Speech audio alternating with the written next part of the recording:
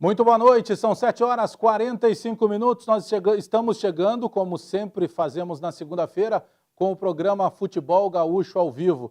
Sempre segunda-feira, pela nossa página no Facebook, fácil de localizar. Eu aproveito para agradecer a grande audiência e principalmente a quantidade de compartilhamentos e solicitar que você continue compartilhando, porque essa ideia é uma ideia de quem gosta do futebol gaúcho de maneira geral. Então continue participando, vendo o programa, compartilhando, deixando o seu recado pelo nosso Facebook no canal Fute Gaúcho. E aí você acompanha toda segunda-feira, das 7h45 da noite até as 8h30, o canal Futebol Gaúcho ao vivo aqui pelo Facebook. Aliás, já na abertura, deixa eu aproveitar para destacar e lembrar, ó, canal Fute Gaúcho, Facebook, Twitter e Instagram. Você pode, deve, principalmente pelo Facebook nas segundas-feiras, compartilhar. Você deixa o seu comentário, sempre coloca lá e identifica, além do seu nome, a cidade que você está falando, porque a gente recebe recados, dá para dizer do mundo inteiro, né? Porque a gente recebe recados não só apenas daqueles apaixonados pelo futebol do interior do Rio Grande do Sul, aqui no estado, como de outros estados, qualquer parte do planeta Terra. Então procura lá, ó, tanto no Facebook, que você está nos assistindo, mas pode passar para outros contatos, Facebook, Twitter e Instagram, canal Fute Gaúcho. No programa de hoje nós vamos falar muito da primeira partida da final da Copa Paulo Santana, que aconteceu com a vitória do Aimoré pelo placar de 1-0 no primeiro jogo. Nós vamos falar de sorteio de arbitragem da partida da segunda final, que vai acontecer no Paço da Areia no próximo domingo. Nós temos matérias especiais, por exemplo, com o Arilson, técnico do Aimoré, técnico vencedor dessa primeira partida final. Estaremos recebendo na sequência, aqui no nosso gramado, aqui no nosso estúdio, o zagueiro Wagner do São José, que, entre outras coisas, está tirando de letra o problema de saúde que teve, está bem, está recuperando aos poucos, mas de forma a que nos deixa muito empolgados com a recuperação do Wagner. Ele vai estar na sequência falando conosco. E é claro que já na abertura, né, tem que mostrar aqui à minha esquerda a taça da Copa Paulo Santana, que no domingo será entregue ou para Aimoré ou para São José. Então aqui está a taça, na sequência a gente vai falar um pouco mais, mas eu quero destacar também, já destaquei as nossas redes sociais, o nosso site, lá no www.futebolgaúcho.com.br, você tem acesso a informações, aos destaques das matérias, tem uma aba especial ali sobre vídeos, onde você consegue acessar todo o material que já foi gerado no canal Futebol Gaúcho. Então, www.futebolgaúcho.com.br. Na página que você pode, além das nossas redes sociais todas que eu falei e também no nosso site, você pode baixar diretamente lá no YouTube, /canal Fute Gaúcho. E aí eu vou fazer mais um pedido. Bem aqui na parte da esquerda do vídeo, tem ali o inscreva-se, que nós destacamos bem grande. Então você vai lá, assiste os vídeos, compartilha os vídeos, mas também se inscreve. Isso é fundamental. A gente destaca o tempo inteiro, e sempre nas matérias das segundas-feiras aqui, a quantidade muito grande de seguidores, de curtidas, de compartilhamentos, de comentários, mas nós precisamos aumentar muito mais essa quantidade de engajamentos e vamos começar aí pelo canal do YouTube. Então, youtube.com/canal Fute Gaúcho. Você entra e se inscreve e espalha essa ideia juntamente conosco aqui para falarmos do futebol do interior. Na sequência, eu falei aqui na abertura, pelo menos, da Copa Paulo Santana e destaquei, no domingo às 5 da tarde nós tivemos o primeiro jogo, o Aimoré fez 1-0 no São José, lá no Cristo Rei, em São Leopoldo, gol do Rainer aos 25 minutos do segundo tempo. No próximo domingo nós teremos a decisão, o Aimoré joga contra o São José, desta vez com o mando de campo do São José, lá no estádio Paço da Areia, no domingo, dia 29, 11 da manhã no Paço da Areia. E é claro, né, que o Aimoré tem uma vantagem, fez 1-0 no primeiro jogo, no caso de um empate, o Aimoré será campeão. Então o São José tem que ir para cima e tentar essa virada para levar para casa a taça que nós estamos apresentando pela primeira vez aqui. O campeão da Copa Paulo Santana, homenagem ao cronista Paulo Santana, falecido recentemente, vai levar para casa essa taça, e essa taça agora é a primeira vez que ela está sendo mostrada. A Federação Gaúcha de Futebol recebeu hoje a taça e já nos repassou aqui para o programa Canal Futebol Gaúcho ao vivo. E eu falei de arbitragem, na quinta-feira, 3 da tarde, ao vivo, direto lá da sede da Federação Gaúcha de Futebol, aqui mesmo no Facebook, canal Fute Gaúcho, você assiste a partir das 3 da tarde da quinta-feira, ao vivo, a transmissão do sorteio da arbitragem, né? Foi sorteado na semana passada, e você já acompanhou aqui no canal Fute Gaúcho, o árbitro da primeira final, agora na quinta, 3 da tarde, o sorteio da arbitragem do árbitro da segunda final. Um outro destaque que eu quero dar é para a seleção gaúcha. Nós tivemos, e aqui eu quero destacar, ó, a camisa do selecionado gaúcho, que jogou, representando aí a Federação Gaúcha de Futebol, contra a seleção uruguaia. E nós vamos ver agora algumas das imagens justamente dessa partida da seleção gaúcha contra a seleção do Uruguai. Aí, portanto, algumas das imagens destes 2 jogos que foram realizados entre a seleção uruguaia e a seleção gaúcha sub-19. No primeiro jogo, o Uruguai venceu por 2-0 a seleção gaúcha, mas na segunda partida foi a vez de nós gaúchos darmos o troco para a seleção uruguaia, e aí a seleção gaúcha venceu pelo placar de 1-0. Aliás, o gol da seleção gaúcha foi do Darlan, que é um garoto que pertence ao Grêmio. E o goleiro que aparece aí fazendo grandes defesas é o Kevin, jogador do Internacional. O Internacional com a sua eterna fábrica de goleiros aí, os arqueiros do Internacional. Eu quero aproveitar para mandar um grande abraço aí para o técnico Rodrigo Bandeira. Parabéns pelo trabalho. Rodrigo Bandeira, que foi o técnico da seleção gaúcha, para o auxiliar técnico Caico, jogador revelado também no Internacional. E um abraço especial para o chefe da delegação, Giscar Salton.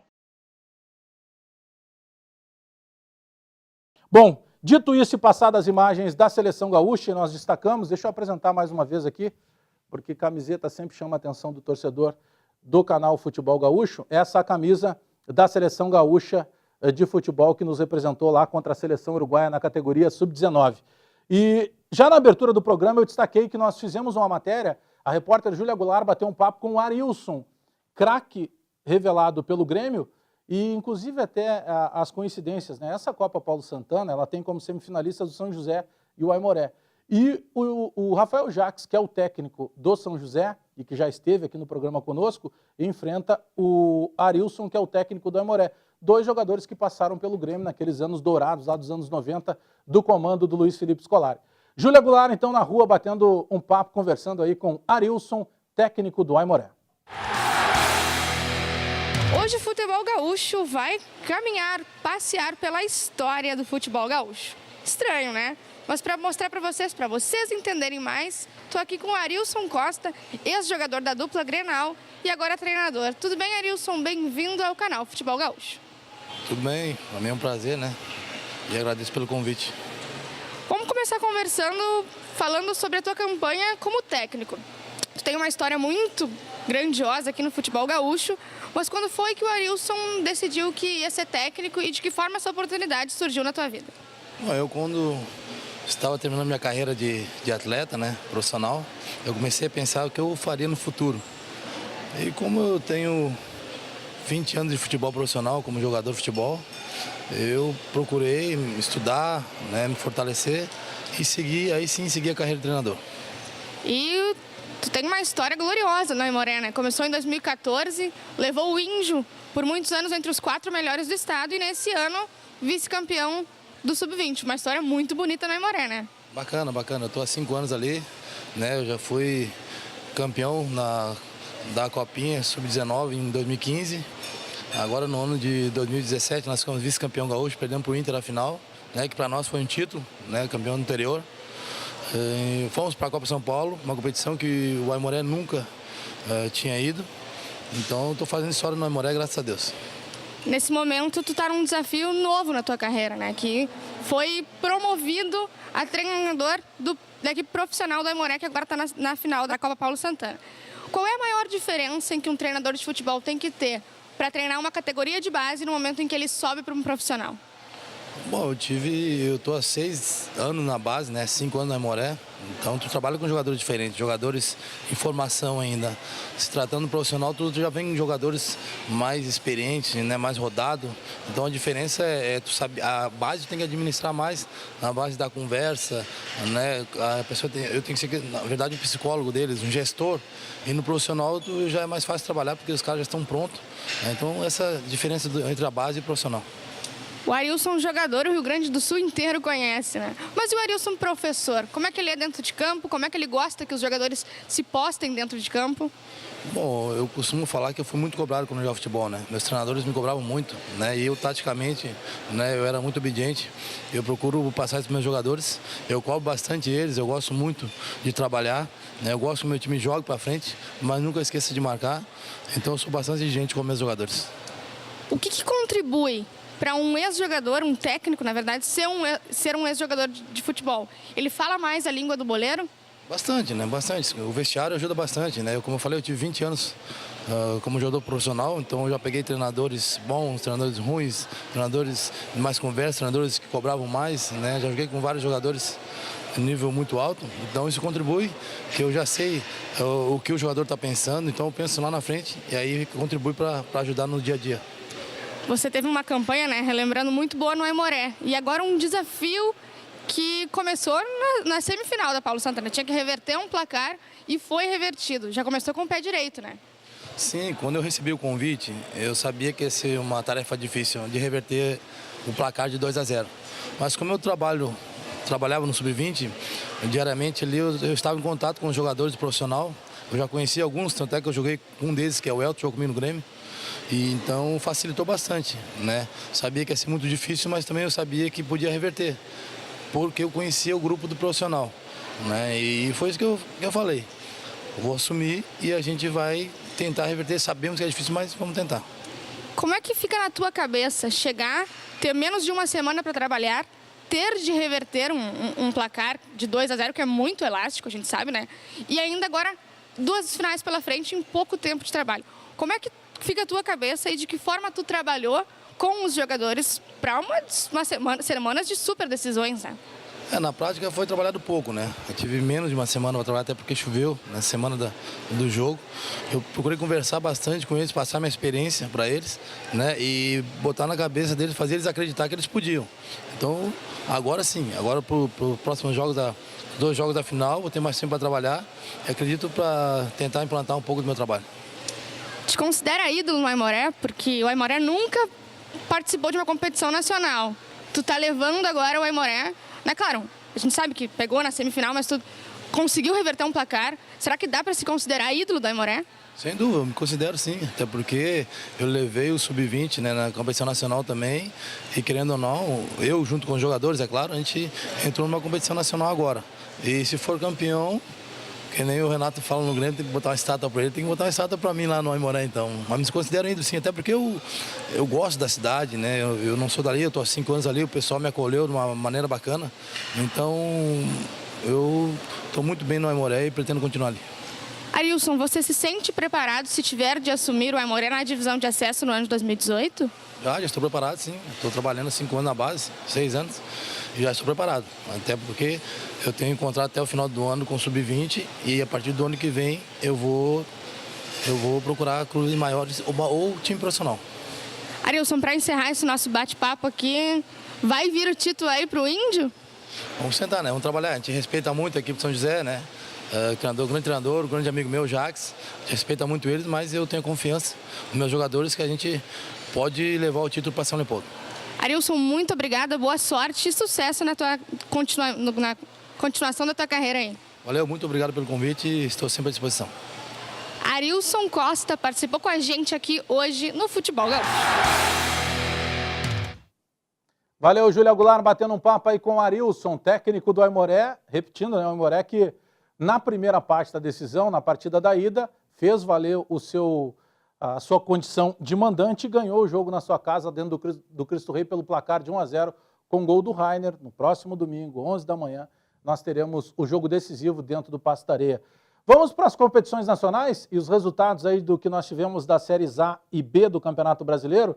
Na sexta-feira, pela Série B, o Guarani fez 2-0 no Juventude, jogando lá em Campinas. Tem um gaúcho feliz, né? O Juventude não, mas o Guarani que é comandado pelo técnico Lisca.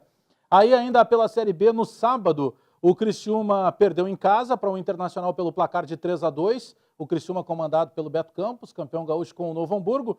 E ainda no sábado, no jogo da noite, o Brasil de Pelotas acabou empatando com um certo sacrifício com o Santa Cruz dentro do Bento Freitas pelo placar de 1-1. No domingo, pela Série A, o Grêmio perdeu em casa para o Palmeiras pelo placar de 3-1.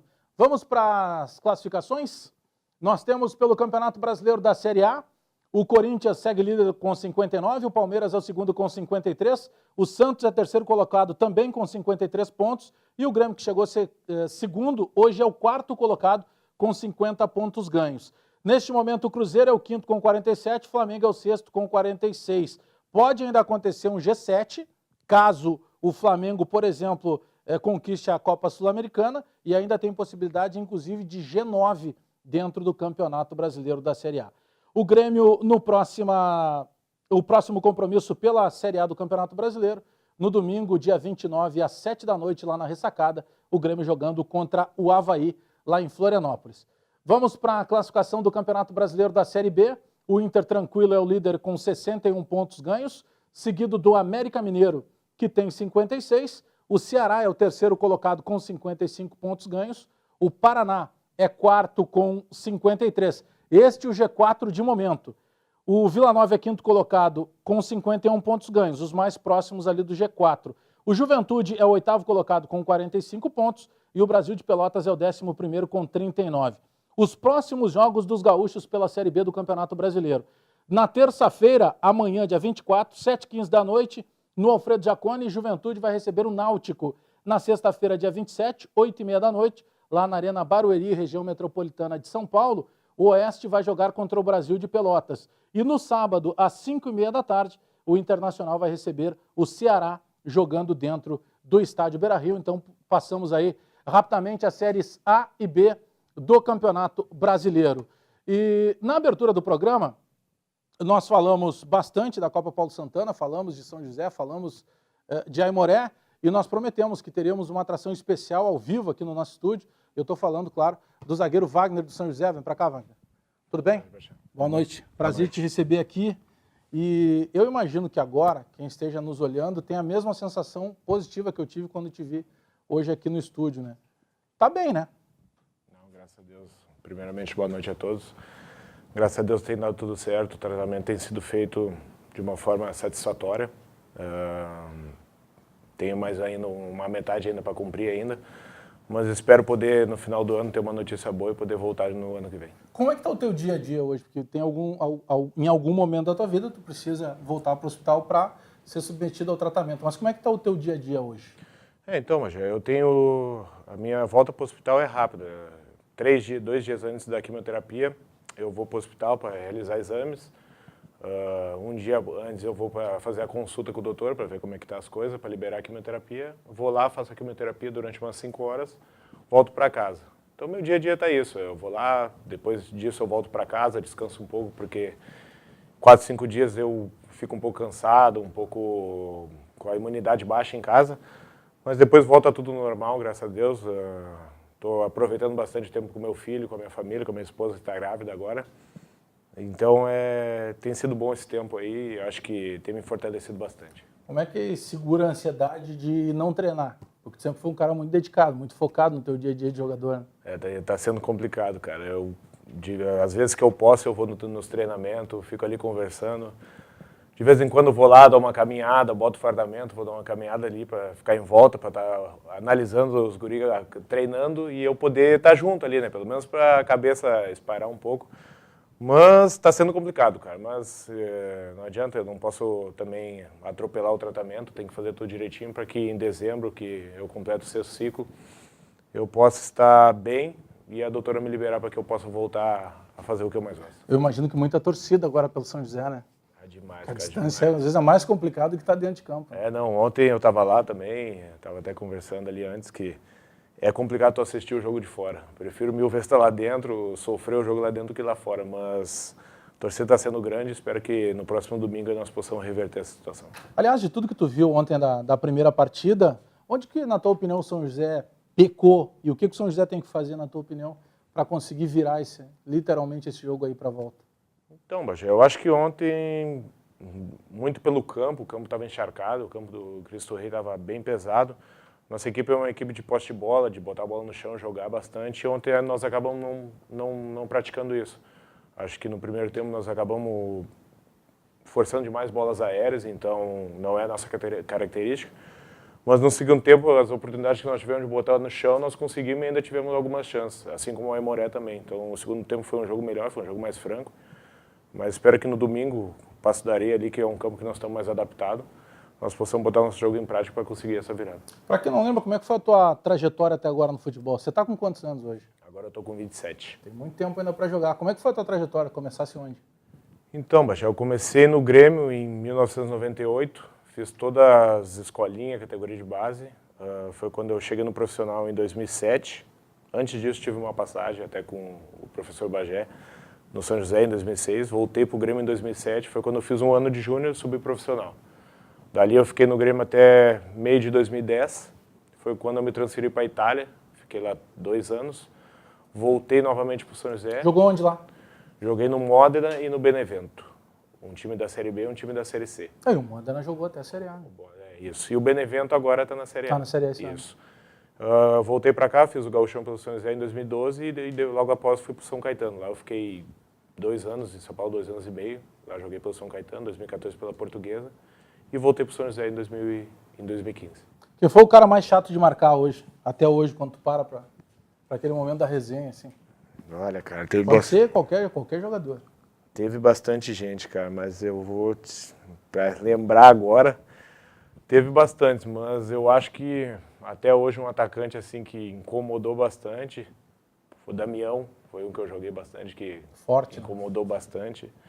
E também alguns atacantes rápidos, baixinhos, assim, como vou citar quem aqui agora. De cabeça não me vem um agora, mas teve bastante também que... Já teve jogo de ter que chegar lá e ir no cara, só meu, dá uma segurada, porque senão eu vou ter que dar uma chegadinha um pouco mais forte. Ah, lógico, né? Rola sempre essa intimidação. Sempre tem, lógico. Eu acho que essa aí até às vezes faz parte do jogo, né? Às vezes não dá certo. Às vezes não dá certo, às vezes piora, né? Tu fala pra eles e ele, quanto mais fala, incomoda mais. Mas teve bastante dessa situação, sim. Dos caras que começaram contigo da época de menino lá, quem tu lembra que vingou, como a gente diz na linguagem de futebol? Então, cara, de pequeno mesmo, eu tenho o Cassiano, que nós montamos uma amizade desde pequeno, que começamos junto no Grêmio. Hoje em dia ele está no Brasil, passou pelo Inter e tudo mais. Dessa época tem nós dois, aí mais pra frente tem bastante, o Rafael Carioca, tem Douglas Costa, tem Lucas Leiva e assim vai, diversos. Quando tu para pensar na tua carreira, sabe, tudo que tu passou até agora, pô, tu saiu do Brasil, foi para lá, voltou de novo no Brasil, jogou no São Caetano, jogou em outros times, faria alguma coisa diferente do que tu fez até agora? Olha, cara, talvez em termos, há uns anos atrás, aí, em termos de extracampo, talvez sim, mas é coisa do passado, já passou. Então, acho que algumas decisões de continuar em times, empresários, essas coisas, talvez... Casou cedo? Eu tô com a minha esposa desde 2007. Desde 2007. São 10 anos. Na realidade casei mais pra frente, né? Mas tô com ela desde 2007. O casamento cedo pode te ajudar também, né? Botar a cabeça no lugar. Sim, não, mas ela é uma pessoa que me acompanha há bastante tempo. Me ajudou bastante nessa trajetória, assim como minha família também. Então, é uma coisa que tem me mudado bastante. Sabe que em todas as matérias que eu vi até agora, desde que acabou saindo a notícia da tua doença e do início do teu tratamento, você me pareceu um cara muito forte, assim como já é da tua característica, né? Sim. Como é que a tua família reage com isso? Cara, eu vou te dizer uma coisa, eu acho que para minha família, para a família da minha esposa, todos os nossos parentes que estão ali perto, eu sou um cara que, independente da situação, eu vou continuar firme e forte. Não vou mentir que não me abalei durante um tempo, logo no começo que eu soube, mas logo depois foi coisa passageira. Eu continuei firme e forte, alegre. Na realidade, às vezes até eu dou mais força para eles do que eles para mim. É o que eu imagino. Então, para mim não adianta. A vida tem que ser vivida, independente da situação. E enfrentar de frente, de cara aberta e saber que as coisas, nada dura para sempre, né? Então, se a fase boa às vezes não dura para sempre, a fase ruim também não vai durar. Então, é um negócio passageiro e vai voltar tudo ao normal. Eu sei da tua torcida, mas tu acredita mesmo que o São José vai virar o jogo contra o Aimoré? A minha opinião é essa. Mas lógico que tudo é praticado dentro do campo, né? Então, tem que trabalhar bem a semana para que nós possamos chegar no domingo e botar em prática o nosso jogo, respeitando a equipe do Aimoré, que é uma equipe muito forte. Deu para ver durante todo o campeonato, assim como no primeiro jogo da final. Quando tu tá lá na arquibancada agora, vendo, louco para entrar em campo e tal, a bola vem, uma bola aérea, chega a fazer aquele movimento? Eu já fiz bastante, cara. Até esse último jogo agora, eu cheguei a chutar a muretinha, que eu tava do lado lá no Cristo Rei. E não adianta, é da cabeça, tu tá ali fora e tu já chuta tudo que tem pela frente. Então, quer dizer, tem feito bastante isso. É o costume, né? Deixa eu passar para tuas mãos aqui, ó. Isso aqui é um kit, né? É um brinde aí. Mandar um grande abraço pro Fernando e toda a equipe da COD Barbershop. Tu vai gostar, é um shampoo pro corpo inteiro. Agradecer a tua presença aqui. Eu que agradeço. E dizer para ti que a gente está muito feliz de ter te visto aí forte e essa tua energia com certeza vai driblar e vai driblar fácil aí. Essa doença chegou para ser, quem sabe, o teu principal adversário, mas com certeza vai ser o mais fácil que tu vai tirar de letra aí, é o que a gente está torcendo. Obrigado. É verdade. Não, eu agradeço a oportunidade e pode ter certeza que foi o pior adversário mesmo, mas que, graças a Deus e com o apoio de todos vocês, eu tenho passado por ele muito, muito fácil. Vamos marcar uma outra volta aqui, para a gente falar um pouco mais de São José de futebol, mas principalmente para a gente comemorar. Pode dar um tchau lá para o pessoal lá, que está em casa te vendo, para a gente comemorar ainda mais a tua recuperação. Valeu, estamos na torcida aí, energia positiva funciona. Enquanto eu vou continuar na resenha e tomar uma água aqui com o Wagner, vamos chamar a matéria com o João Batista Filho, JB, vamos trabalhar, JB? Fez com o Ricardo Cobalcini, que é o técnico do Sub-23 do Internacional. Aliás, essa matéria com o Cobalcini, semana passada a gente fez outras matérias, tantas no programa, com o Ferrari Júnior, também lá do Grêmio, enfim, matérias sobre categorias de base, atendendo justamente pedidos da nossa audiência, que querem que se fale um pouco mais, se mostre um pouco mais a importância das categorias de base. Esse cara aqui, ó, começou na base do Grêmio, está firme aí no futebol. Vai, JB, Ricardo Cobalcini, já voltamos. E o papo agora é com o Ricardo, o nome dele é muito difícil. A gente fala Cobalcini, ou Cobalcini na realidade, mas fala mesmo o teu nome, o técnico do time B, o Sub-23 do Internacional. Prazer te ter aqui no canal do Futebol Gaúcho. Prazer é todo meu, é um privilégio estar conversando com vocês. E o nome correto é Ricardo Cobalcini. Cobalcini. É difícil, mas vocês entenderam o que é o técnico do Internacional. Eu trouxe até uma bola aqui, ó, que a Júlia me passou. Eu não jogo nada, mas vou passar a bola para ti enquanto a gente faz a entrevista aí, porque o negócio é contigo. Eu já começo com os jogadores que a gente viu no profissional, que a gente está aí acompanhando um pouquinho mais. Começa com o Jefferson, um volante, que o técnico Guto Ferreira chamou recentemente. O Jefferson é um atleta que chegou no Internacional no início de maio. É um jogador que tem uma qualidade técnica boa. É um jogador que se destaca muito pelo poder de marcação. Ele encurta muito bem os adversários. Ele tem uma intensidade muito boa. E é um atleta que foi titular em todos os jogos da equipe B, né? Tem subido agora para a equipe principal e a gente espera que ele consiga se firmar, dar sequência e desempenhar o futebol que ele joga com a mesma qualidade que ele desempenhou na equipe B, na equipe profissional. O Fernandinho é um atacante que foi muito bem recentemente nos treinos e por isso ganhou a oportunidade de subir para o time de cima. O Fernando é um atacante de velocidade, né? Ele pode jogar tanto do lado direito, do lado esquerdo. Ele tem um contra um muito bom, né? E tem uma boa definição. Então é um jogador jovem ainda também, tem 19 para 20 anos. É um jogador que está ganhando as primeiras oportunidades aqui na equipe de cima. O Guto já conhecia ele de enfrentar quando ele jogou, acredito que na Série B, por enfrentar ele pela Ponte Preta, contra ele na Ponte Preta. E é um jogador com qualidade, é um jogador agressivo e que precisa de tempo também, assim como o Jefferson, são jogadores jovens que têm muita qualidade, que precisam de tempo e paciência para que eles se firmem na equipe profissional e consigam desempenhar um bom futebol. Bom, tu trabalhas no time Sub-23 do Internacional. Como já diz o nome, são garotos, são jovens do time colorado. Como é que é? Muito diferente de lidar com os jogadores já prontos, já profissionais? Eles já chegam para ti mais lapidados? Precisa lapidar muita coisa? Que se fala que na base, às vezes, tem muitas dificuldades de trabalho, porque são muitos campeonatos e se cobra muito o resultado da base. A gente tem, no grupo do Sub-23, muitos jogadores ainda com idade Sub-20. Né? A gente tem apostado em jovens jogadores com projeção para a equipe profissional, né? E muitas vezes trabalhado com atletas que ainda tem idade sub-20, tem outros jogadores já que estouraram a idade, mas ainda 21, no máximo 22 anos. Né? São atletas mais jovens e que a gente acredita que possam chegar na equipe principal. Esses jogadores que são um pouco mais jovens, eles ainda necessitam um pouquinho na parte emocional. Né? Eles têm que chegar na equipe principal, conseguir se manter, conseguir se firmar ali em cima.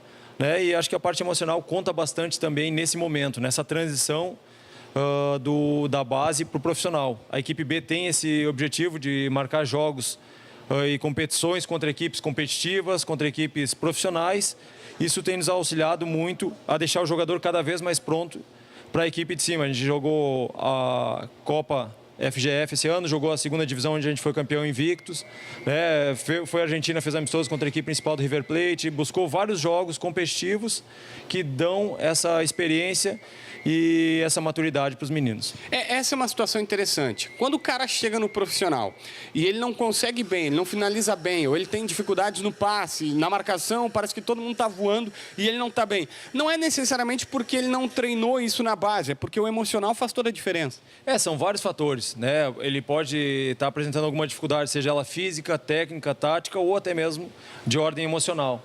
Então, são vários fatores que fazem com que o atleta tenha uma performance alta e todos eles precisam estar alinhados e o atleta precisa desenvolver bem em todos esses aspectos. Então, em algum momento o atleta chegou abaixo em algum quesito, com certeza o seu rendimento vai ser afetado na equipe principal também. Tu lida com garotos que normalmente ganham mais do que boa parte da população brasileira, ou pelo menos os meninos da idade deles ganham mais, 2, 3, 5 mil, alguns até bem mais do que isso. Como é que é controlar a cabeça desses meninos? Faz muita diferença? Eu vou te falar que a gente tem um grupo muito bom, né? Um grupo muito trabalhador, um grupo muito dedicado, e isso facilita muito o nosso trabalho, né? A gente sempre procura mostrar exemplos e trabalhar com exemplos que deram certo e que não deram certo, mostrar para eles os caminhos, né? Mas hoje a gente tem um grupo muito focado, muito determinado, e isso facilita muito o nosso trabalho. Já teve jogador, acho que tu não vai até querer falar nome, mas se quiser fica à vontade, já teve aquele jogador que tu disse assim, poxa, ele tem tudo para dar certo, mas o cara não se ajuda? Tem muito jogador que acontece isso, né?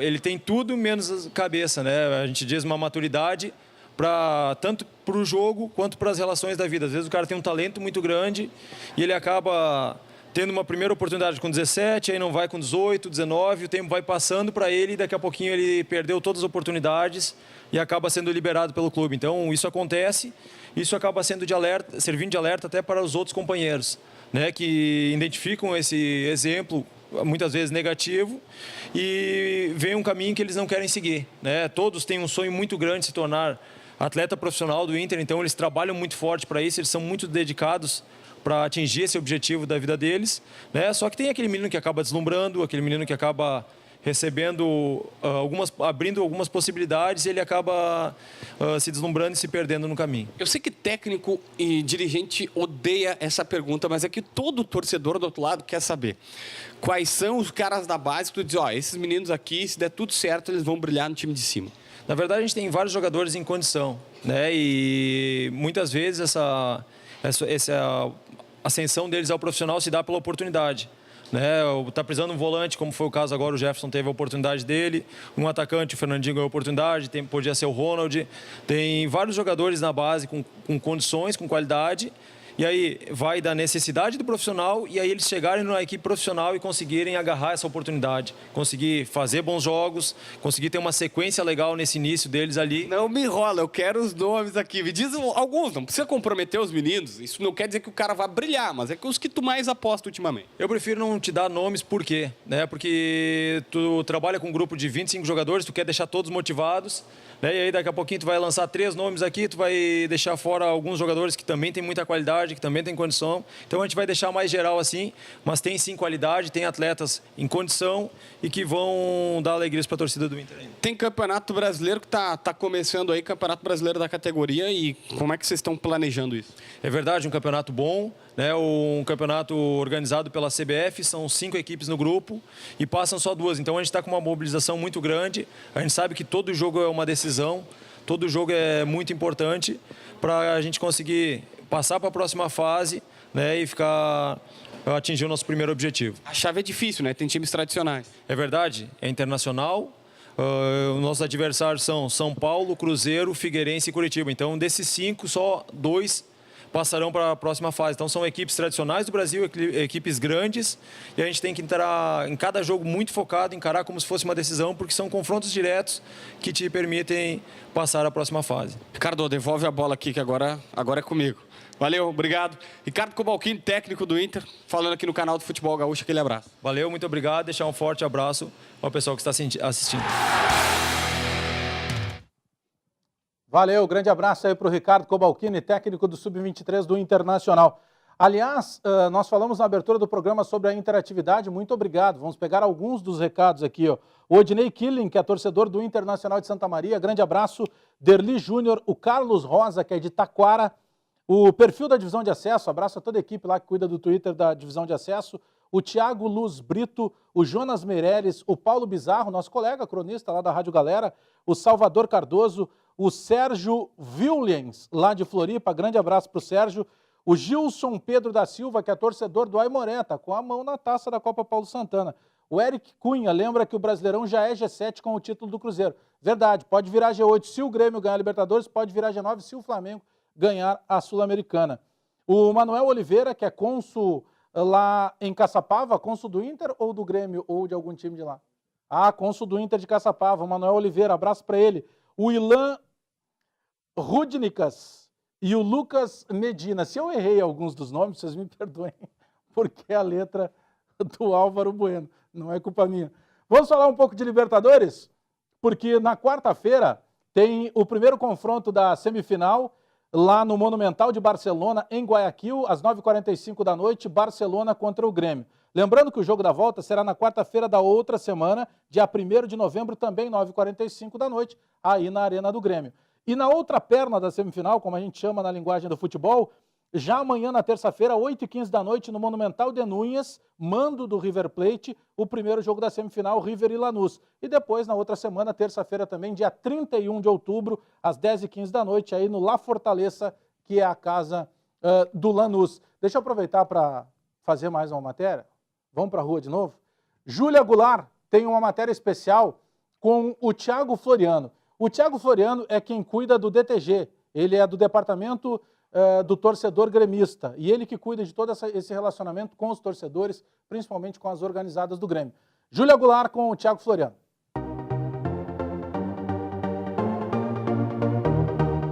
Hoje o canal Futebol Gaúcho vai invadir o mundo do torcedor. E para isso eu trouxe o Thiago Floriano, que é supervisor do departamento do torcedor gremista. Bem-vindo, Thiago, ao canal Futebol Gaúcho. Obrigado pelo convite e a oportunidade aí de falar um pouco sobre o nosso trabalho. Para começar esse bate-papo, eu vou te perguntar, né, o que é que tu faz no departamento torcedor gremista, quais as demandas, como funciona, como é que é no dia do jogo? Bom, eu sou responsável pela supervisão geral do departamento, né? Nossa equipe tem mais 6 diretores, o diretor geral, que é o Juliano Ferrer, tem mais 5 adjuntos. No dia do jogo, em casa, porque hoje a gente tem demandas dos jogos fora de casa e nos jogos em casa. Nos jogos em casa, tudo que diz respeito à torcida, que não seja somente adentrar o estádio, serviço de ingresso, que é essa responsabilização da gestora do estádio, da arena, é conosco. Representando o Grêmio, a gente tem a chancela para conduzir e se responsabilizar sobre a entrada de material, sobre a organização logística, do que pode e o que não pode, e a gente conseguir as permissões necessárias para toda e qualquer ação que a gente vai fazer com o torcedor. E o histórico do teu departamento é que, assim, me contaram que tu entrou como voluntário, né?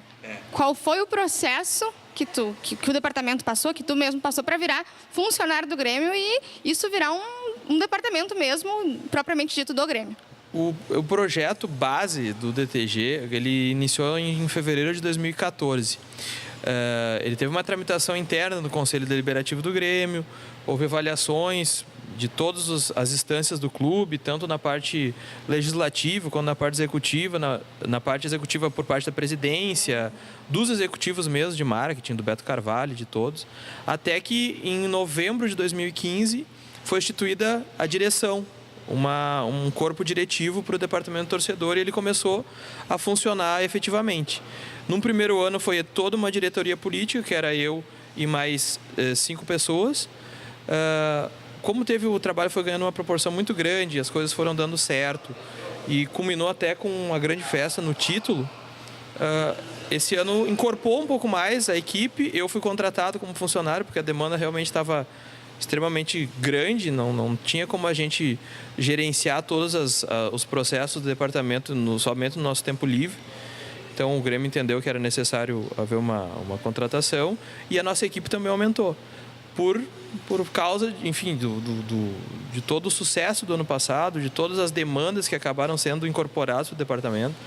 todas as responsabilizações e a complexidade que se descobriu que lidar com esse assunto a fundo tem, né? Por vocês serem um departamento de torcida, como é o relacionamento de vocês com as torcidas organizadas, enfim, com a torcida de modo geral? Quando precisam de alguma coisa, eles correm, eles pedem suporte para vocês? Vocês têm reuniões mensalmente, semanalmente? A gente tem como prerrogativa básica ter uma boa relação com todos os torcedores, né? Ao meu julgamento, a nossa relação com as torcidas organizadas são muito boa, é muito boa. A gente tem uma interação diária quase. A gente procura construir pontes bem sólidas em cima de tudo, até porque uma das coisas que a gente tem que fazer é respeitar a cultura da nossa torcida. E dentro da nossa torcida está as torcidas organizadas, a geral do Grêmio, que não é uma torcida organizada, é um movimento cultural, é algo mais amplo. E a gente está sempre interagindo até para a gente ter um feedback fidedigno que a torcida quer, para a gente ter ideias, para a gente conta. É um trabalho em conjunto, na verdade. Não tem como a gente fazer um trabalho com torcida que não seja engajando a maior parte de pessoas possível. E dentro desse engajamento, a parte das torcidas organizadas é um pilar fundamental, né? Há pouco tu disseste sobre a responsabilidade que o departamento tem. Então, qualquer problema que dá na torcida, é o DTG que responde? Na verdade, assim, ó, tudo que a gente faz hoje está sobre o guarda-chuva do Estatuto Torcedor, né? Dentro do Estatuto Torcedor, o clube, hoje o clube mandante, no caso, quando o Grêmio joga na Arena, ele tem uma responsabilidade grande por quase tudo que acontece ali dentro. Inclusive fora, num raio de 5 quilômetros, às vezes pode impactar no clube. E hoje o órgão que mais diretamente se relaciona com a torcida e acaba tendo que interagir muito com as responsabilizações do departamento do Estatuto Torcedor é o departamento de torcida. Enfim, porque a gente precisa ter permissões, a gente precisa ter chancela dos órgãos de segurança. Às vezes a gente vai fazer alguma ação, a gente precisa de chancela de bombeiro. Fazer toda essa construção baseada e lastreada no Estatuto Torcedor. Então a gente acaba sendo o canal de responsabilização do clube. Mas quem está verdadeiramente responsabilizado sobre quase tudo que acontece hoje dentro do estádio é o clube mandante, no caso, o Grêmio, nos jogos que a gente joga em casa, né? Agora, nas quartas de final da Libertadores contra o Botafogo, o Grêmio foi repercutido nacionalmente, até internacionalmente, pela festa que foi na entrada do campo, com muitas bobinas, muitas fotos repercutiram pela internet. Como é que é esse protocolo pós-jogo? Como é que vocês sentam, pensam, organizam? Na verdade, isso também tem começa com a participação das torcidas organizadas, que historicamente sempre fizeram isso. Hoje, devido também ao Estatuto Torcedor, qual é a prerrogativa também que a gente procura ter? A gente quer dar o máximo de espontaneidade para o torcedor. Quanto mais o torcedor puder fazer as ações por si só, melhor. A gente só executa alguma coisa, o Grêmio, efetivamente, basicamente, do DTG, executa alguma coisa, quando as leis e os controles e os protocolos de segurança não nos permitem e o clube tem que se responsabilizar. Então, e foi o caso no jogo do Botafogo. A gente teve que fazer todo o processo de aquisição das bobinas, fazer a distribuição, a responsabilização, a identificação de quem ia distribuir e coordenar toda a parte do arremesso, propriamente dito, da coleta do que entrou no campo.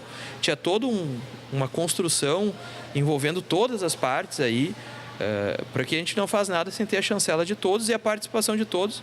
Porque, como eu disse, quando já nascer envolvendo as pessoas que precisam estar envolvidas, que dão identidade para a torcida, e aí entra esse papel da torcida organizada, e também os órgãos de segurança para a gente estar respaldado e minimizar a chance de qualquer tipo de problema e ser um sucesso, como eu acho que foi, né?